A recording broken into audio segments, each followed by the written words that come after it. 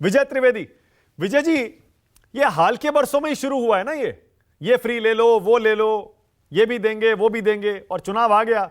और इस बार देखिए तेलंगाना में तो कांग्रेस पार्टी कह रही है 1 तोला सोना देंगे। विजय जी।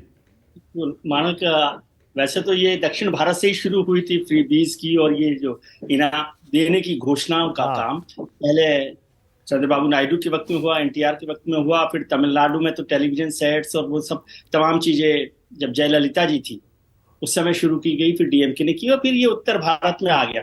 लेकिन आज भी आपने जैसे जिक्र किया, तेलंगाना का मुकाबला उत्तर भारत के लोग नहीं कर पा रहे हैं। वहां घर मिल रहा है, सोना मिल रहा है, हाँ। चाकरी मिल रही है, सब कुछ मिल रहा है। मुश्किल काम यह है कि सर, घोषणाएं करते रहिए, कितना मिलेगा कितना नहीं मिलेगा, कितना आगे बढ़ पाएगा, इस पर कौन भरोसा कर रहा है कौन नहीं भरोसा कर रहा। लेकिन एक बात बार बार हम लोग करते हैं कि जो विकास की राजनीति की हम चर्चा करते हैं, वो विकास की राजनीति चुनावों के ऐलान से पहले तक चलती है। जैसे ही चुनावों का ऐलान हुआ, विकास गया डब्बे में और तिजोरी खुल जाती है, फिर आप ऐलान करने लगते हैं लड़कियों को ये देंगे, पढ़ाई देंगे, स्कूटी देंगे, फीस देंगे, शादी के लिए पैसा दे रहे हैं, 1 लाख रुपया दे रहे हैं, तमाम तरीके की ये घोषणा। और ऐसा लग रहा है जैसे आप मंडी में खड़े हुए हो, 500 का सिलेंडर नहीं 450 का मिलेगा, 400 का मिलेगा, आपको क्या चाहिए क्या नहीं ले जाना है। हाँ। तो ये मंडी की तरह से हो रहा है, और लग रहा है कि वोटर को किसी भी तरह से आकर्षित कर दे। इस पर बड़ी बातें हुई हैं। अभी चुनाव आयोग ने कल जिस तरह से बात की, और उन्होंने कहा एक प्रोफार्मा बताइए कि ये जो घोषणाएं हैं इनको कैसे पूरा करेंगे, कैसे टैक्स लगाएंगे, क्या अलग से टैक्स लगाएंगे या पुरानी योजनाओं को हटाएंगे।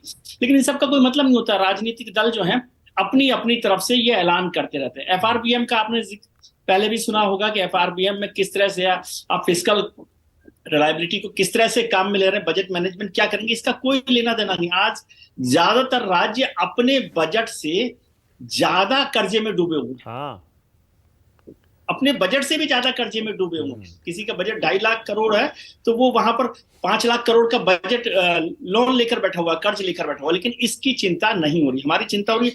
और दिल्ली में जैसे संजीव झा साहब बैठे हुए हैं, तो उन्होंने इसको रिन्यू किया, केजरीवाल साहब ने। उन्होंने कहा कि ये वहीं क्यों चलेगा, दक्षिण भारत में, उत्तर भारत में भी इसका खेल शुरू हो। और जब केजरीवाल साहब ने कहा तो अभय दुबे साहब और अजय आलोक साहब की पार्टी को भी ये मौका मिल गया। अब हाँ। सरकारों में फर्क क्या होता है कि जो आज कांग्रेस ने घोषणा पत्र जारी किया है, शिवराज जी उस पर बड़ा काम पहले कर चुके हैं, क्योंकि वो सरकार में है। उन्होंने हाँ। बजट एलोकेशन भी कर दिया। आपको याद है पिछले 6 महीने में उन्होंने 21,000 करोड़ रुपए की 4 बड़ी योजनाएं शुरू की। और ये चुनाव का ऐलान होने से 2 दिन पहले 53,000 करोड़ की जो लोग क्या कहते हैं शिलान्यास और हाँ। तमाम तरह की योजनाओं की शुरुआत की है। तो वो ये कह सकते हैं देखो हमने तो बजट एलोकेशन कर दिया। कांग्रेस अभी सरकार में नहीं है, तो वो किस तरह से काम करेगी क्या नहीं करेगी। जैसे शिवराज जी को आपने बताया कि उन्होंने कहा कि 900 घोषणाएं की लेकिन पूरी नहीं हुई। हाँ। अब ये ऐसा कंपटीशन हो गया जिसमें आपकी राजनीति, आपकी विचारधारा, आपके संकल्प, आपको सरकार को, राज्य को आगे बढ़ाने की योजनाएं, उस पर कोई चर्चा नहीं होती। केवल फ्री बीज को लेकर चर्चा हो रही है। सुप्रीम कोर्ट ने भी बड़ी कड़ी टिप्पणी की, लेकिन कोई मतलब नहीं है चुनाव आने तक।